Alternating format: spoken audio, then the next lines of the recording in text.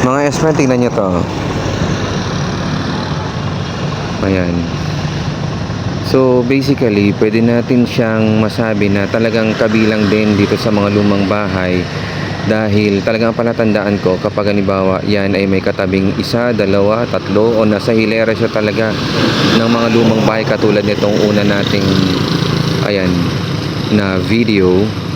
And then yun pa, yung dilaw doon, malamang isa rin siya sa mga original na bahay. Dito po yan sa hilerang ito. Well, in fact, pagdating mo dito sa ganito, ayan meron na rin silang ni-restore or ni-repurpose na alam kong lumang tahanan din ito.